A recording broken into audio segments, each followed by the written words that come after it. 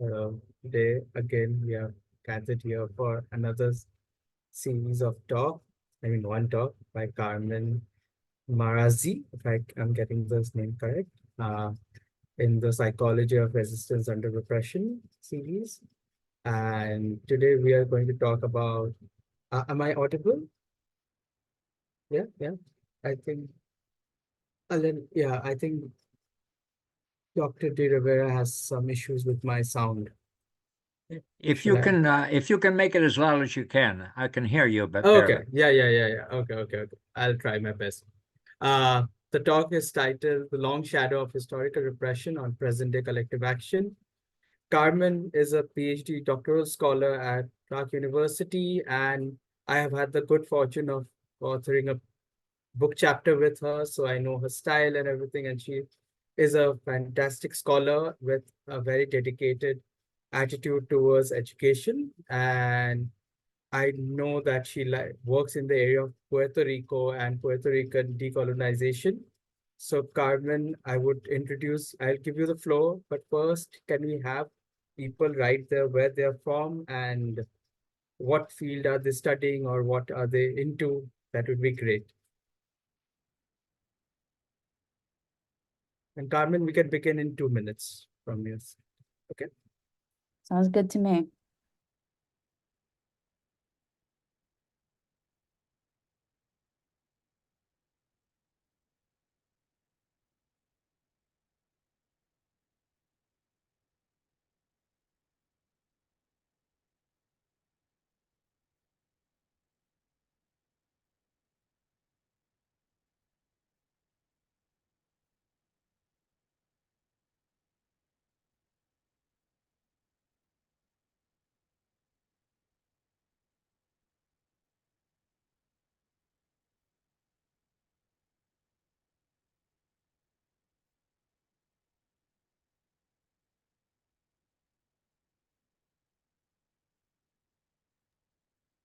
And I'll also send around the Jamboard while we are still waiting for people to type, and you can maybe briefly explain the purpose.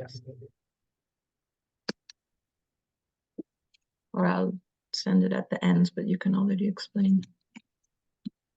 And Johanna will send a link for the Jamboard. It's a Jamboard with the page number, I think with the last page, where we write our suggestions or questions that we have with Carmen. At the end, we take a 5 minutes break after her presentation. And not a 5 minutes break, might be a 2 minutes breather of sorts or thought or reflection. And there we put our suggestions there. And after enough suggestions, questions, we get back to the room and we debrief. We ask Carmen the pointed questions or give her suggestions to make her work better, whatever. You can ask her any question for that. Okay. So Carmen, you can take the floor. Sure. Muchas suertes, Ravi. Gotcha. Hold on. Let me show you my slides. Let me pull those up right now. Does everyone see that okay?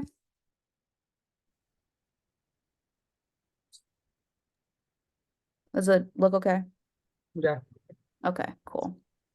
All right. Hi, everybody. I'm going to put my little thing over here.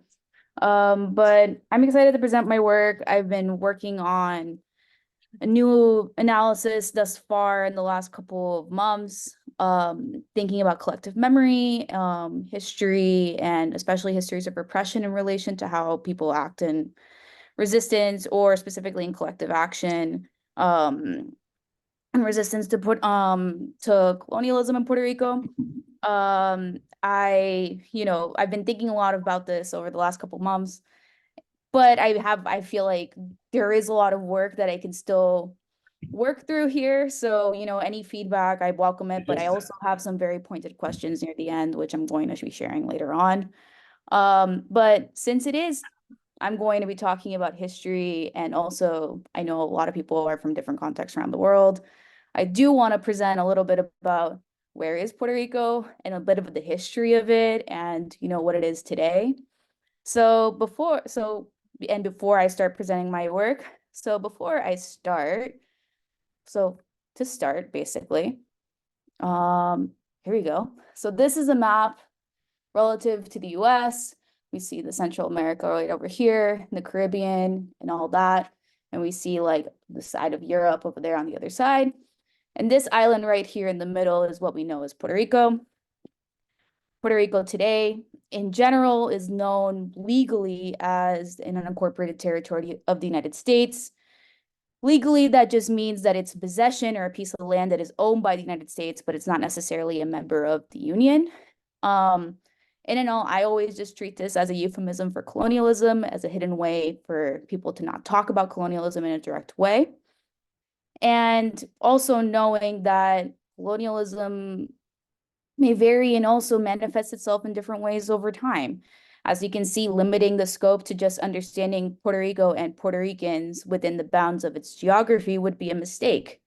Since right now there is a huge diaspora of Puerto Ricans around the world, in comparison to the population of the island, but there's always been a history, as most island nations are, of migrating across different parts of the world and getting to know other parts of the world. In the 500-year history of Puerto Rico, if we put that marker of the start of its history from the Spanish invasion, all of that history is Puerto Rico has been a colony throughout that whole time. And I mentioned that, and I want to emphasize that, and it's important because, 500 years of history just very deeply embedded into this colonial logic. It affects the way in which Puerto Ricans understand the world around them. It affects how they understand their history. It also may affect the behaviors and the way and the psychologies of that. And often, especially when I think about how people are sharing history, I always wonder, what's the purpose of the narrative that they're sharing? Who is that story serving? Why are they saying that story in that way? And all of that. However, I do mention that there's been 500 years of colonization, but Puerto Ricans haven't just sat back and accepted this. Like any group who's been oppressed by some oppressive power, there's always resistance that follows it. And to give some examples of that that have been shared and also that are often very common, there's often memories of indigenous people like fighting against Spanish colonizers, to histories of, near the end of the tenure under Spanish rule, there was an event called the Grito de Lares. It's where the first Puerto Rican flag was ever born. And it was a time where Puerto Ricans took over the town of Lares and declared independence for a period of time. After Spanish rule ended and under its history of under the US, there's also been much more overt, visible movements of independence through the Nationalist Party and through several other groups who formally have organized. I mentioned these things, and the issue of these histories, it's a wonderful thing that these histories exist, but I always think that history is often written by people who belong to a white, wealthy, intellectual elite and not necessarily completely represent everyone amongst the people. For example, the first two images I show here, there's 300 years of history missing between all of that. So, in that history, there was a very wealthy elite that got to be bohemian, got to travel the world, got to think on these ideas of political nationalism. But on the other side, the majority of people of Puerto Ricans were subjugated to slavery, to poverty, to exploitative work conditions. And the ways in which they would show resistance were often more covert, through mutual aid networks, through having their own newspapers, through messaging in ways that more emphasized spoken word instead of written word. And often all of these things were coded so that elites, both colonizers, like the Spanish colonizers and the US colonizers, and the intellectual elite would not see. So it's not to say that these are not the only ways which people have resisted. There's also many other ways in which people have creatively resisted, whether or not it's documented or not.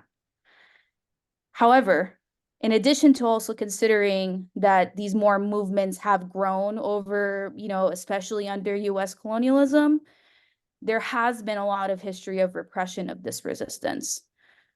And when I think about repression, when we first were colonized by the United States, the first things that were done were that the flag was completely changed.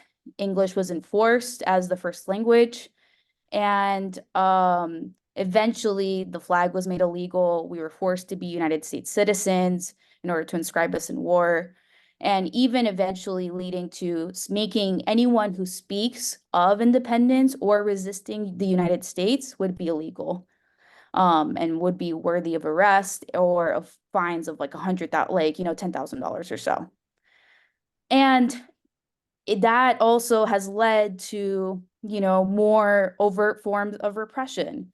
For example, in a nonviolent demonstration led by the Nationalist Party, the military police, they revoked the permits for the Nationalist Party to be able to do that, and they instead just fired on civilians, killing 37 and wounding about 200 more.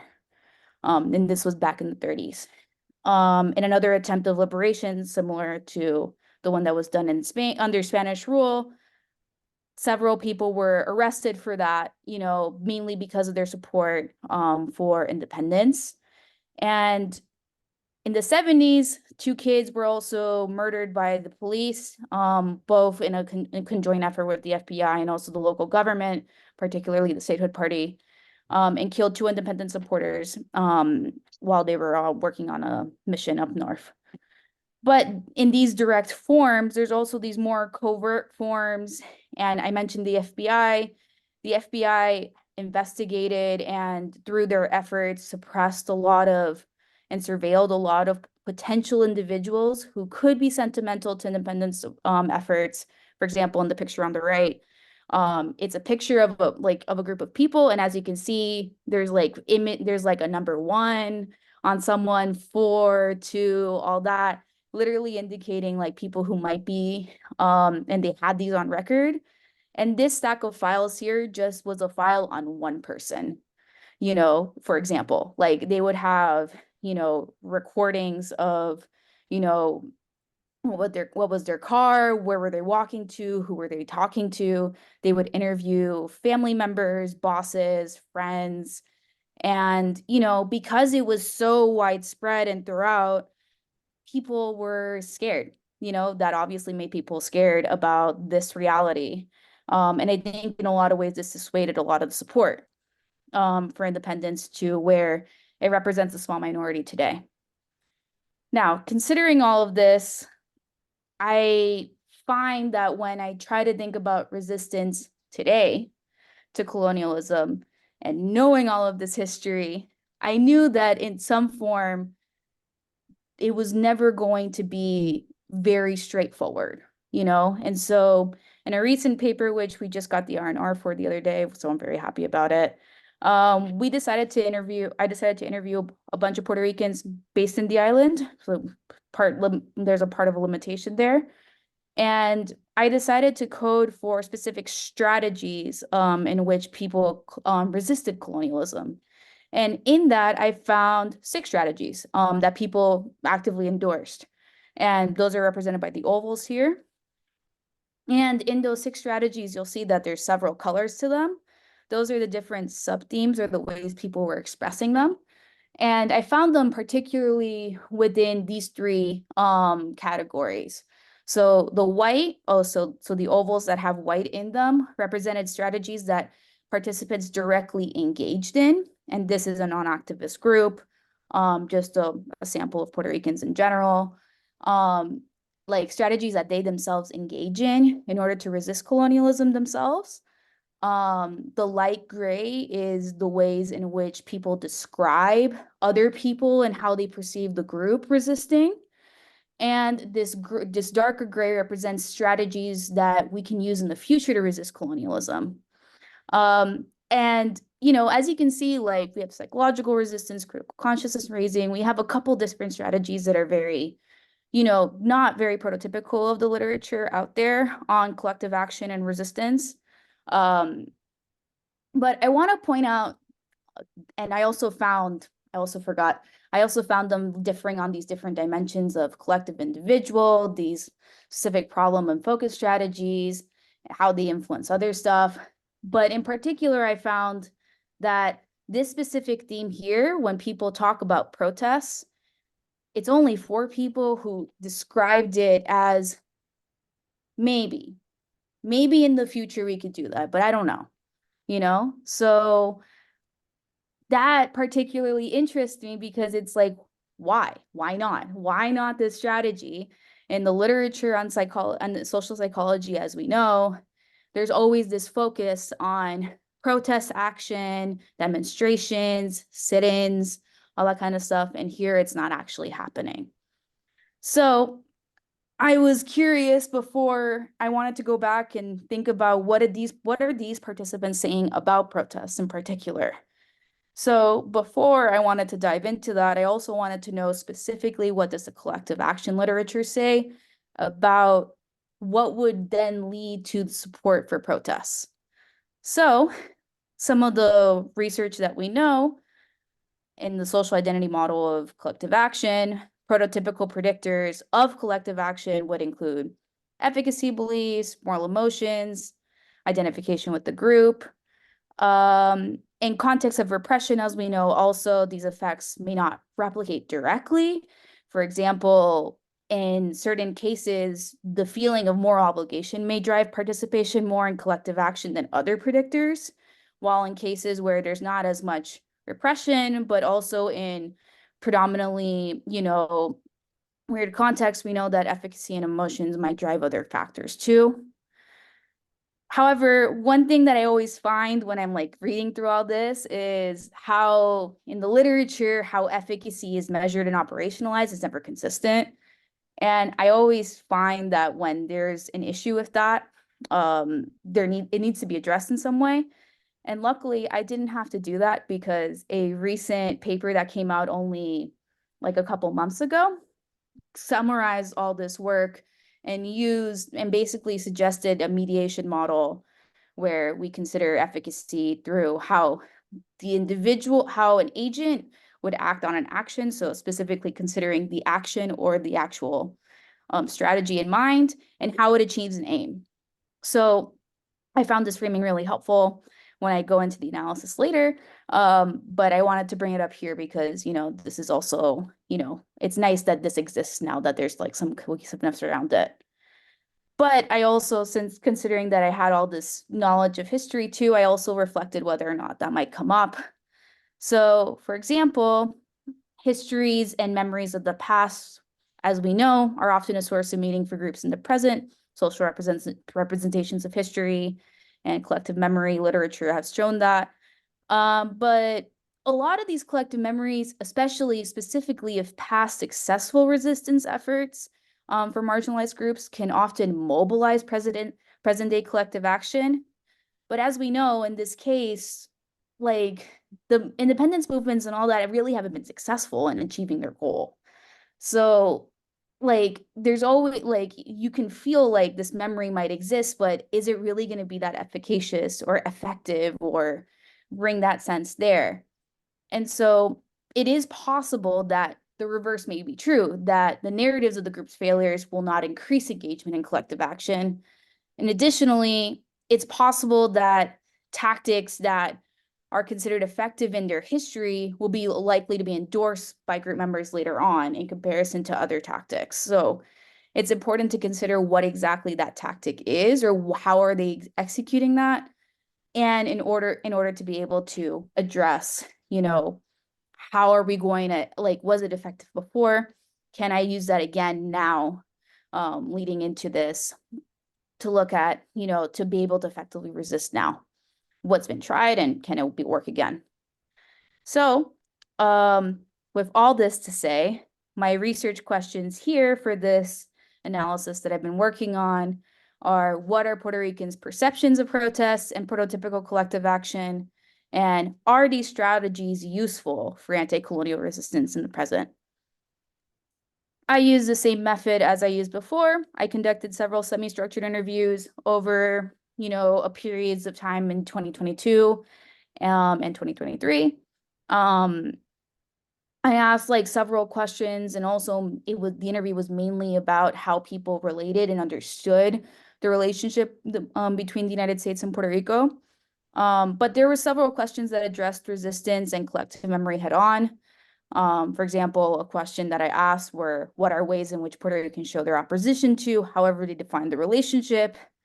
Have those strategies been effective? You know, that's also something to be considered here. And other questions that, you know, and the responses that I have here that have come up are, what does it mean for you to be Puerto Rican? Like, some of these other questions also led to responses later on. I also used thematic analysis for this. I wasn't really interested in what people do, how they said it or how they positioned themselves in the narrative, if rather not the content or like what descriptively they were saying.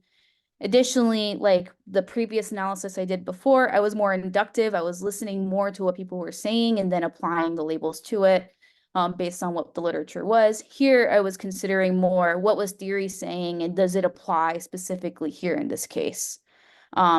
But also I was bringing in my own context knowledge through that.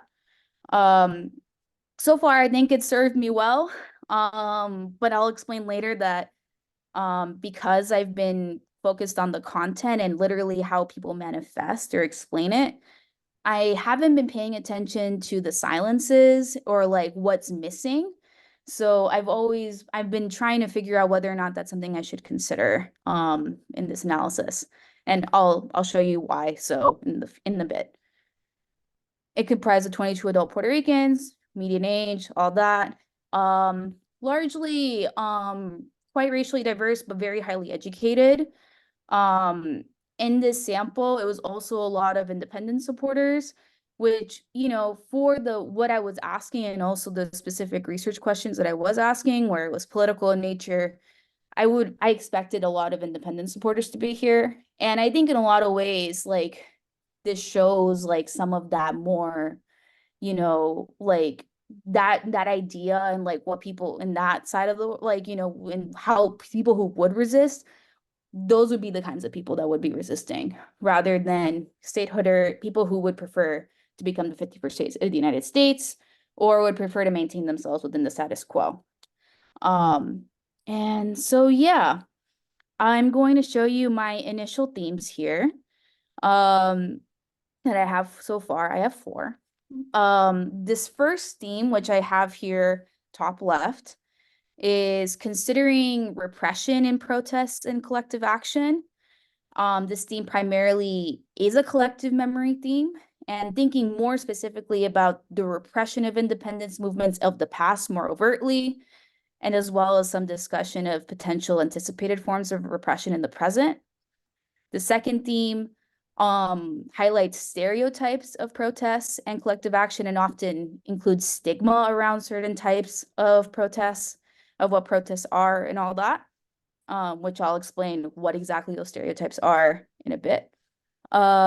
This third theme discusses, at the bottom left, discusses perceptions of efficacy of protest and collective action and the ability of the action itself to be able to achieve the goal.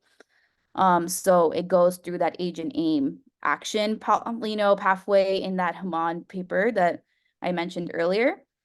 And these are largely mixed perceptions of efficacy of protests in general, but largely they tend to see it as not really effective in achieving their goals, like the actual tactics haven't achieved the goals. And this final theme at the bottom right emphasizes that there's a perceived lack of collective efficacy. So whether or not the actual group can actually achieve the goal and the aims that it sets out to. And it just seemed like it was, you know, this was actually quite a large amount of, like a large theme. So, and it had a lot of quotes, and it's largely hitting at this lack of will, impotence, all that kind of stuff. I want to go into more detail about each of these themes, and I'll share a little bit about them and showing some quotes in them. I'll also show them in English and in Spanish because I feel like it's important. I did these interviews in Spanish, so I should show them. But before I dive into that, there's this interesting finding that I have here that I wanted to share with you all. is I was considering what participants were showing up in each of these themes, and specifically the status preference that they prefer. So red, I highlighted as status quo, blue, I highlighted as statehood, and green is independence, anti-colonial. People who said anti-colonial, which is not many, prefer independence, but are also open to other options. So that's why they're grouped there. And the colors also represent the political parties at the moment. So that's why the colors specifically. And I really wanted to show you like where people are. And luckily this time around, I had almost everybody in the sample in these themes. So I kind of want to show you that here in these three themes, everyone's represented, but this theme has only independent supporters. And anytime, and remember that this considering repression and protests of collective action theme is primarily a collective memory theme, but you know, collective memory has integrated itself across the other themes as well. And even in those themes, when collective memories of the past, of like past movements, past resistance was mentioned, it was only independent supporters that mentioned it. And I find that relatively interesting because there's always this asymmetry in what the master narrative is versus what independent supporters in these histories of resistance are known. Often these histories are not often taught.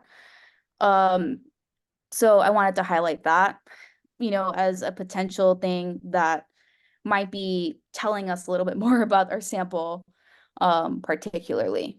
So I'm going to dive in first and leave this last theme of considering repression for last.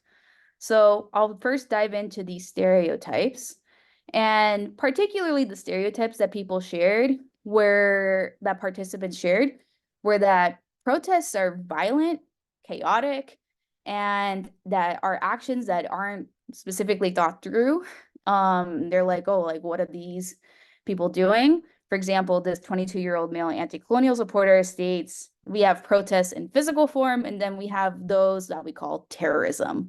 And I remember his tone being very like, you know, like, nah, like this is not it. And they mentioned an example of, you know, of a past, you know, memory of, you know, of resistance where in the Capitol, some independent supporters, you know, shot Congress, and hurt several people in the building. And so they mentioned that case, and it's like for one person to have so many ideals that are good, we have to do that. So there's always this, we're already starting off that like protests and collective action are often perceived as violent, and often are things that like people want to separate themselves and distance from because they have that perception. And these memories where some of those might have been violent may have been informing that.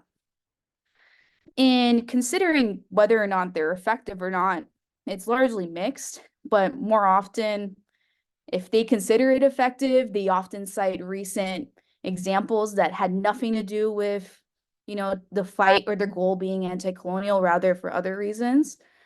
And, you know, but the general perception is that they're not really effective at all.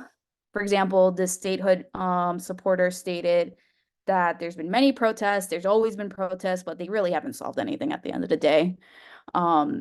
So yeah, protests in this case might not necessarily be a tactic that in itself is effective. But there's also this idea that the group itself, you know, also feels like they can't achieve this specific aim of the call, or like, you know, fighting for its freedom or fighting for whatever that end goal should be. And there's usually a sense of discouragement, impotence. Some people described it as brazos caídos, so like kind of being resigned. And some people, like several people, actually really attributed this to the legacies of colonial oppression and coloniality in the first place. So, for example, this 73-year-old woman who's an independent supporter who I talked to explained that, you know, she perceives that the majority of the group are convinced that the situation is great, that it could be worse if we weren't the colony that we are. If we didn't belong to the US, it would be so much worse. And then how that affects us psychologically our self-esteem, our way of seeing life, and our desires to fighting back, you know? So it's really attributing and bringing in these legacies at the end of the day that also may explain it. And that might just be a reason why, like, specifically these more collective efforts through these protests and all that might not be specifically efficacious for the group. And this last theme, which I have here, is the repression theme. And it really highlights the memories. And again, this is the one which I only have independent supporters here. Highlight how repression has manifested and also how they've seen it. But what I've often found here is that people only talk about the overt nature of repression, but when they consider it for the future, they often think about also this surveillance and how surveillance and these more nuanced ways in which repression may appear are considered. So, for example, this 25-year-old male anti-colonial supporter considers how it might potentially manifest itself today. And when we were talking about what would happen, like if we were free or like if Puerto Rico eventually gained its independence, he either saw one or two things: either the US supports it, or they'll lapse that process completely and they'll perceive that there might be more severe political resistance from the US. And we could see more things that happened in the 60s, which often alludes to the murders, the tortures, and the imprisonment of several leaders and anyone who is known or potentially an independent supporter in the future, like in the past. And so these are the themes thus far that I have, and I've been grappling a lot with this. In summary, there are several reasons why protests, as we can see here, and collective action may not be suitable. You know, it's not only just the tactic itself, but the group also feels a lack of efficacy and be able to achieve that aim. Additionally, the stereotypes and also the memories don't really attract engagement into that. Like they're not, you know, they're perceived negatively, and also the memories of the past also really do play into that. And in essence, what I feel is kind of all of this speaking to is that all of these themes that I've been showing kind of explain a state of collective inertia, which there's this paper by an author who she's a researcher in Canada. And she describes the state of collective inertia when group members are confronted with like a dysfunctional social and normative state. Like the state is a mess in its array, but the group doesn't have a clear defined goal. They don't have values or norms that actually may motivate or guide them to act. Like there hasn't really been, at the end of the day, a way in which Puerto Ricans have been able to engage or fight back, because we've never been able to achieve that goal in the first place. So, you know, I want to be like, how do we, you know, so because we don't have that, we're kind of just stuck. So, you know, I'm like, you know, trying to like, I feel like there might be, that's why I feel like other people resort to other ways in which people resist in general. And at the end of the day, you know, considering all of this, there's some feeling of missingness throughout all of this, you know, in terms of that. So I have a couple questions for you all thus far. I'm also open to just general feedback in general, but what do I first make of these memories of past anti-colonial resistance movements only being shared by independent supporters? Like, can I really discern that as being like an asymmetry in knowledge? And considering the issues of the data where I'm only seeing that people are only mentioning some of these memories, they're not mentioning the more pervasive nature of repression and how it's coming up. Should I try to understand or look at the more nuanced, you know, like I feel like there's stuff missing. And so like, should I start trying to interpret things more latently? Or is there other things that there might be missing here in these pictures that, you know, I don't know? So yeah, those are my questions, but I'm also open to other questions and feedback. But thank you so much. Thank you, Carmen, for that interesting presentation. It kept me quite engaged all the time. So right now, what we'll do is, Johanna has attached the Jamboard link. So we'll take a 2 minute break of sorts, and we'll highlight our points or suggestions in the Jamboard. And after 2 minutes, we'll come back here, and you can ask your questions if you want, or suggestions directly. And if it's already in the Jamboard, I'll pick them up and highlight them and ask Carmen those questions or put it out as pointers to her. So yeah, from here, 2 minutes. Thank you.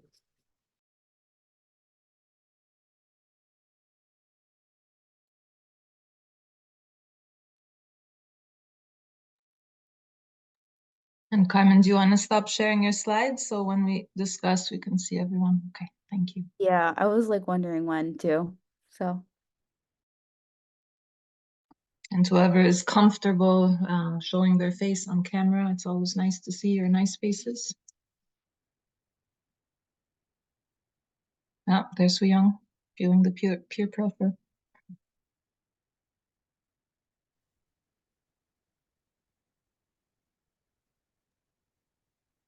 Carmen, can you still ask questions, or are you stuck with the data that you've collected? I mean, that's the interviews that I've done. I've already done them. But I mean, I could collect more, but you know, I have a protocol, so like I would have to adjust it and all that. But I also tend to follow up on questions, which I do have when I do interviews, but at least this is what I have thus far.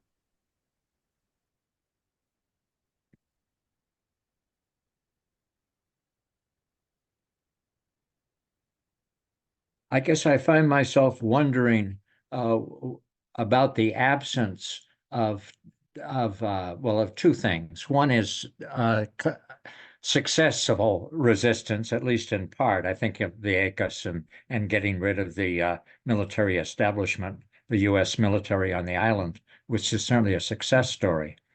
And also the lack of any reference to the heroism of past resistance. People, maybe the resistance failed, but the people were heroic in their resistance.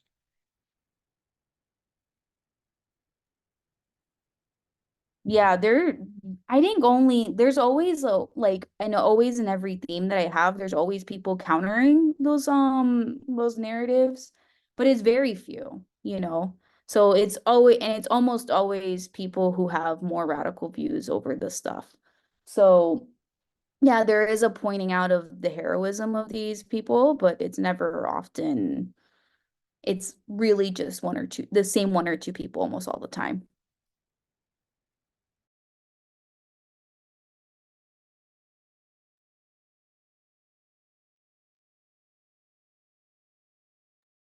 Well, isn't the fact that only people who are seriously thinking about resisting, they're the ones that bring up the fact that you're going to get repressed if you do it. The rest of them aren't even thinking about resisting. So no wonder they don't talk about what's going to happen if you resist. Yeah, definitely. It's expected.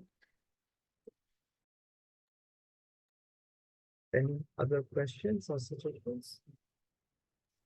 There was one in the Jamboard about social class, and I'm actually wondering if that might be related to Joe's question as well, if you see any differences based on class. And of course, we know your data is a bit skewed in regard to class, so we may not be able to answer. Yeah, it's quite skewed, but I feel like there is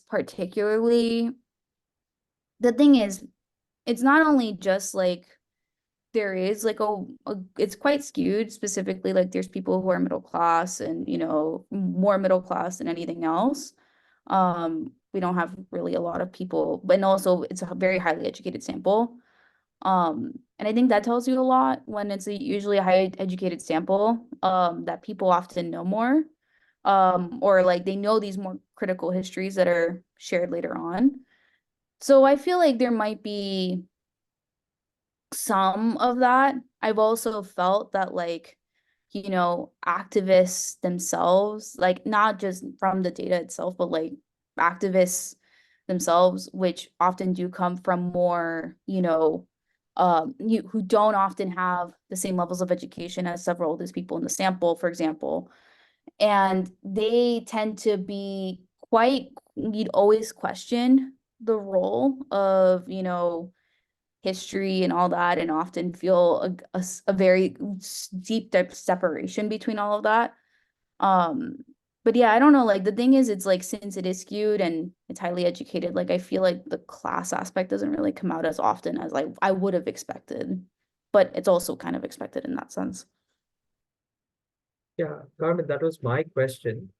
What I actually wanted to understand was, in that sense, I accept your answer, but and also that more activist comes out of the lower classes because real politics is very different from the ideation. Right. In that sense, there is a lot of class in your data, like upper middle class, upper class, who are saying, who do not get back to those memories because for them the status quo or achieving dreams of independence is okay, like a statehood is okay rather than full-blown independence, right? Like class is there, just not in terms of difference. Yeah. Right, exactly. And it's a very, I think because it's skewed also, it only represent, like I feel like the fact that they only mention collective action as okay, like not really, because they don't there isn't really much of a sacrifice that they need to be able to take, I feel like collective action often requires way much more effort, versus the strategies which I mentioned before, which don't often require a lot of very active effort in order to organize it and actually have it effective.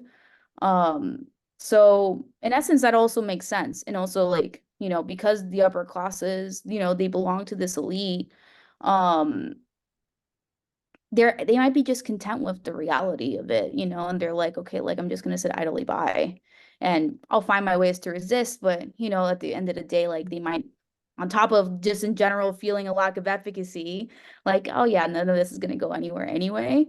I won't see it in my lifetime. That's often the narratives that come up, like that might, also be like playing into that too. It's like, why even try? But also like, like I'm comfortable in my position, you know, versus the history, that area, that missingness of those people, of like people who are more marginalized in society in Puerto Rico, it's missing. So, and I don't have that. I can obviously collect that data, and that's always been my intention to try to, but yeah, that's something that I need to consider. Carmen, what is being taught in the schools? Like at the University of Puerto Rico, are there histories of Puerto Rico that are being taught, and how are they being taught? Do you happen to know? I mean, that's the thing.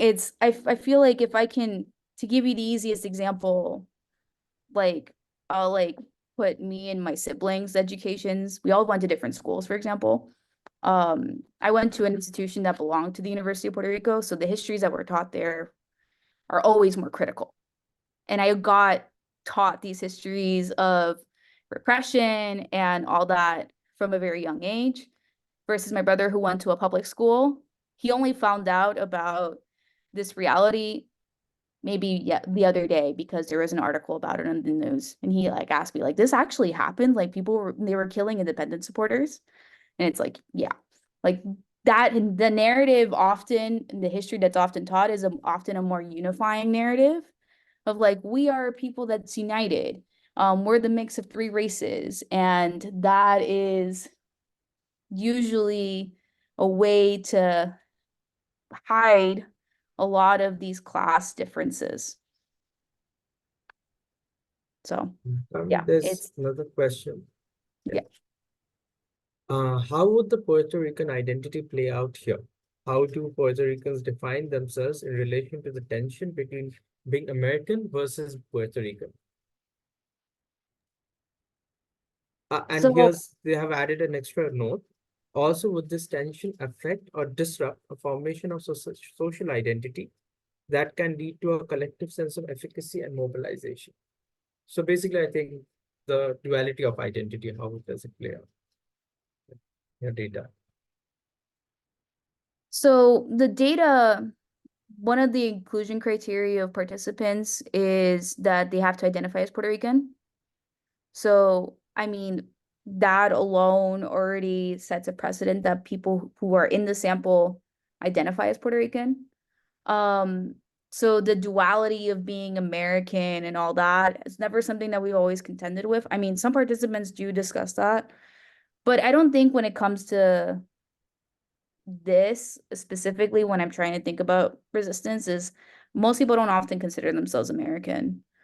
Um, and I think it like that considering themselves that way would disrupt obviously any movement because, you know, there is acculturation attached to a lot of those processes. And, you know, why would you resist that? If you're acculturated, why would you resist or like you there's obviously this mix that's taken in, right? So yeah, like I think a lot of that would dissuade it, but specifically for my sample, since the inclusion criteria was Puerto Ricans and people who had to identify as such, yeah, like I don't see that as often. Hi, Carmen. Can you hear me? Of course, Sorry, Michelle. I'm commuting from work. So I missed some aspects of the talk, especially when you were introducing the study. So forgive me if this is a repetition question. But when you were talking about the themes, one of the things that you know kind of pointed out to me was the lack of collective efficacy beliefs, and it brought me to thinking about one of the moderators for the Simca model, which was the type of disadvantage, and they basically argue that for structural disadvantage, there's less likelihood of it's less predictive of collective efficacy beliefs compared to much more incidental disadvantage. So I'm wondering, you know, my question, I guess, would be like, were you talking about colonialism, broadly speaking, as a form of disadvantage, which in this case would be structural, and or was it mostly like a particular incident that occurred as a result of colonialism that you were focusing on? The large scale of things was always about, I mean, when I asked participants how they defined it, and also like when I think about the structural issue, it's always about like the actual colonial relationship or like the relationship itself. Most people defined it as that, and that's why I left it open-ended for people. But some people didn't. It's very rare. And some people actually like don't see like don't see a reason why to fight back. Like a lot of the statehooders and status quo people actually don't see a reason why to fight back. If statehood people or people who would prefer to be the state, like, you know, often they would focus on like, we need our rights back, you know, and they wouldn't try to engage it in that way. And so like, you know, but when I consider how participants shared, it was always more about how would we achieve the goal of liberation and all that, or a goal of changing the status quo or changing the colonial system and the colonial relationship. And for that, those are the questions, more specifically about the relationship and how do we change that. But some people don't see that, you know, and express different views of protests. Instead being like, yeah, no, not for me. But when it comes to efficacy, it comes more from that relationship.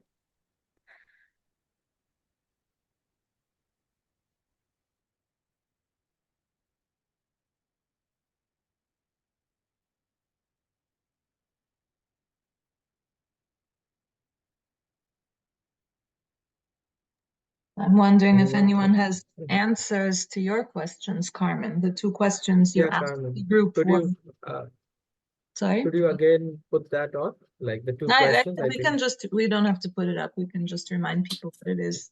Yeah, Right. So that's one also. was why is it that certain memories are only found among the independence supporters? How do we interpret that? What literature helps us understand that? And then the other question was about interpreting whether or not to interpret omissions and silences in the data.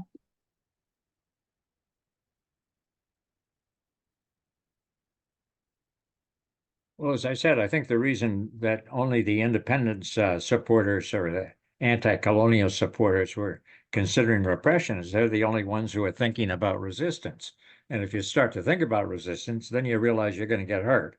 That's something you have to work with. The others, it's not in their field, as it were. That's a fair point. Yeah, that's true. Although the others are also thinking about resistance, but in a way that is getting at, actually also already getting at things that are negative about it, right? Like the stigma that it's chaotic and unruly and all of that. So the other groups were present in the themes that are also about lack of resistance, but somehow also draw on collective memories of how that resistance looked like in the past in their view, right? That it was messy and violent. Yeah. Yeah, but it's one thing to advocate becoming a part of a state in the United States. You know, you're not going to get billy clubbed or put in jail for that.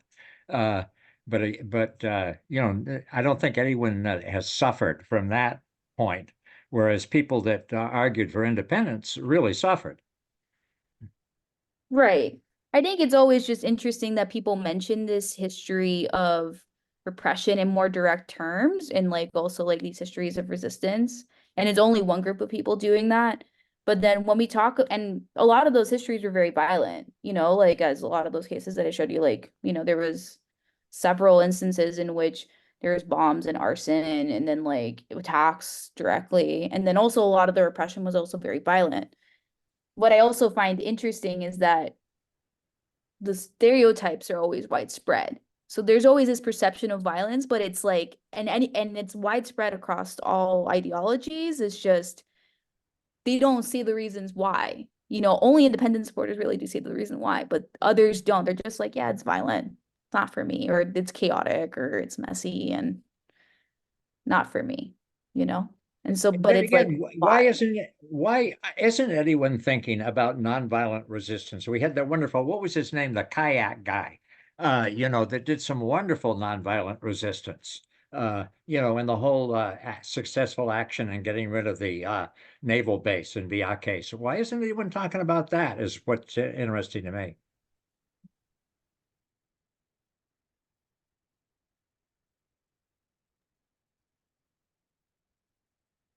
Could you hear it? can you repeat that, Joseph? Yeah. I think I thought about it and I lost my train of thought. Why isn't nobody talking about non-violent resistance I don't know. in your data? Okay, nobody's talking. It's very no one like if anything like it's always they always allude to it being violent or messy or disruptive. You know, if they mention nonviolent resistance, it's usually, if anything, of cases of things that don't have anything to do with it, and they're like, oh yeah, that was good, it was effective in that sense, but you know, it wasn't, you know, when we're talking about these movements, specifically about liberation and all that, there was a lot of nonviolent movements, but they were not talked about. Yeah, and the whole success in getting rid of the naval base at Vieques. I mean, that should be something that every Puerto Rican knows about and speaks about with pride. It's just nobody knows about it or talks about it. It's remarkable. Yeah. It comes up maybe one or two times, and it's only, again, independent supporters. Or do you have a question? Yeah, thank you so much, Carmen. That was really interesting. I just wanted to ask if you've considered sort of the different mechanisms by which different people with potentially different attitudes or orientations around this might have for learning these histories. Like, you know, did a bit of work on Morocco and Egypt and looked at the sort of the differences in which in between like opposition and government sort sort of supporting people in the two countries in terms of their collective memories. And what we seem to find is that there's very much a mix of what looks like bottom-up communicative memory processing within sort of living history. So within the generations that are still available to pass down narratives. And then you have also sort of more institutionalized, top-down sort of imposition of master narratives and things like that. Do you think that kind of interaction is also playing out in the differences between the different sort of groups that you found in your data? I mean, I see it very implicitly. I think the thing is, it's like there is this master narrative that exists, and there's a lot of, it's really cool, like hearing that also, like you've seen that, like there's always this interplay between a master narrative and then there's also very alternative, and also often these histories are kind of treated as like like kind of to the side. It's there, but it's to the side and not really considered. And people only get in contact with it usually through, I think, because the university systems in Puerto Rico are often very politicized spaces. That's where people usually start with that. But there's also other means and ways in which people learn about these histories. So, I mean, that's the thing. Like, I feel it very like there's like this, the general master narrative, for example. I feel like people say, like, especially when it comes to like to how like they express their own identity alone, is what I feel is like they always say like, oh yeah, we don't fight back, or we're not people that fight. That's some things that people have literally said. And it's like we don't have that history. And it's like, but we do, and it's just to the side.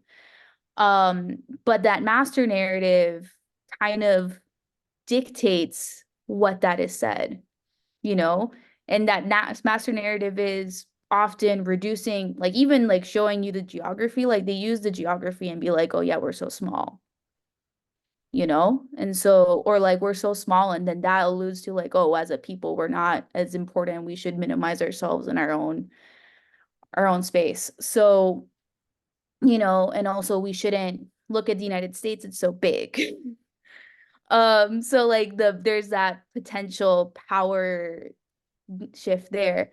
So I don't know, like I think like it comes up very much within identity narratives itself, how people talk about how they know history, in that master narrative. But it's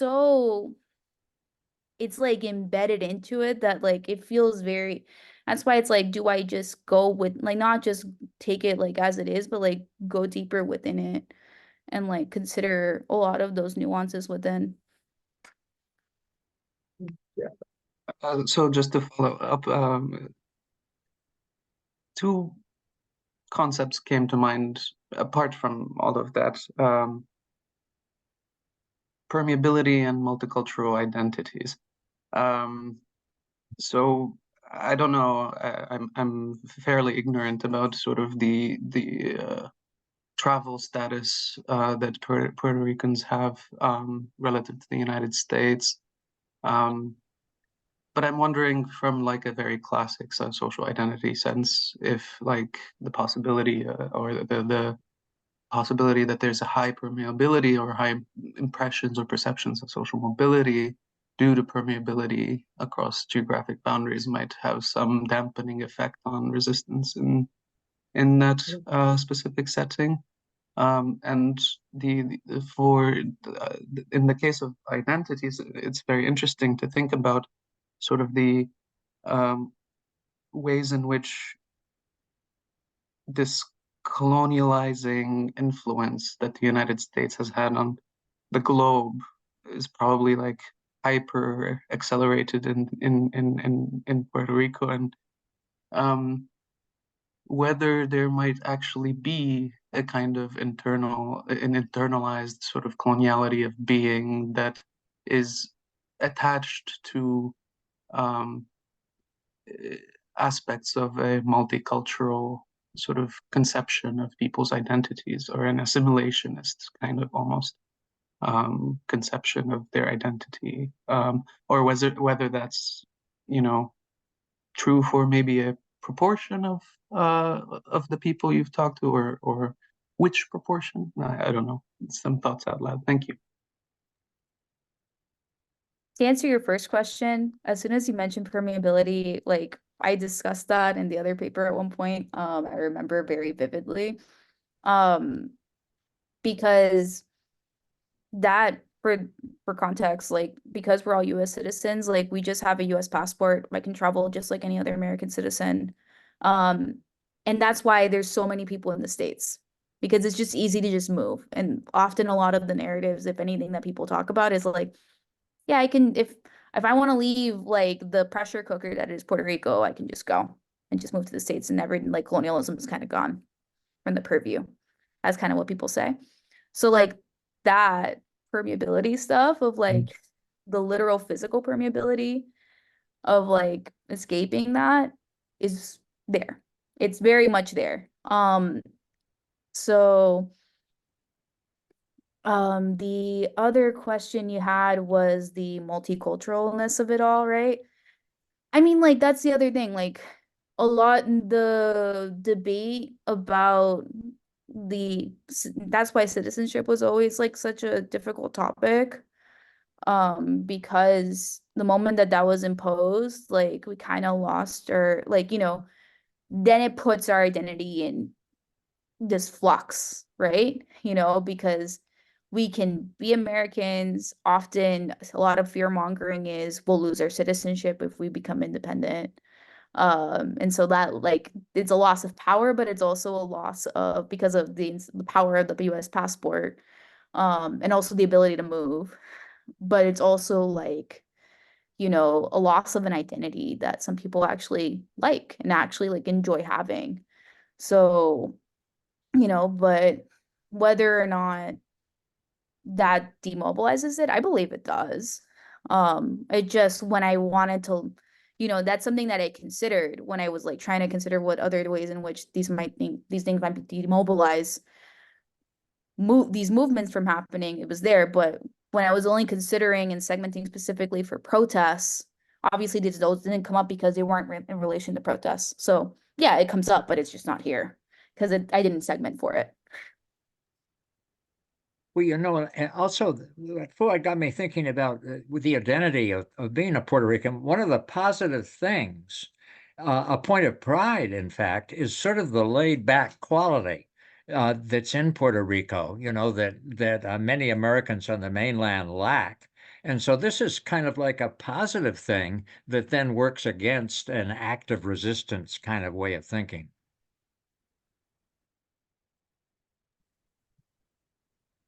I mean, to assume that also assumes that there's also that too, but like, you know, yeah, it's an obvious cultural assumption that in general that's just what the culture is.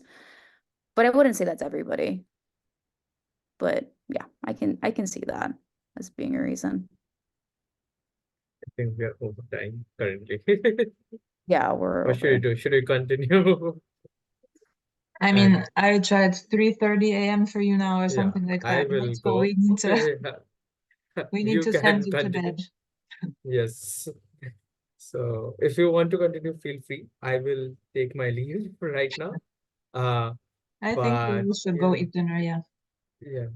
And yeah, so please feel free, others, the 7 remaining, to submit your abstract if you ever want to feel, if you ever want to participate, or if you feel that your work belongs in the area of resistance, resilience, and especially in the context of repression, we would really enjoy that. And yeah, our schedule is up on our website. Joanna might share the links and also how you can join the group. Thank you. I will leave, but please continue this useful exercise if you can. And good night. Thanks so much for Bye-bye. doing this, Aricha, in the middle of the night there. Go to bed No quickly. issue. And thanks Bye-bye. everyone for joining. And yeah, Carmen, really a good presentation. So thank you for that. A little too long, but yes. It's fine. No, We no, all academics do that. That's not new. Hey, Carmen, whereabouts in Puerto Rico are you from? Sangwang.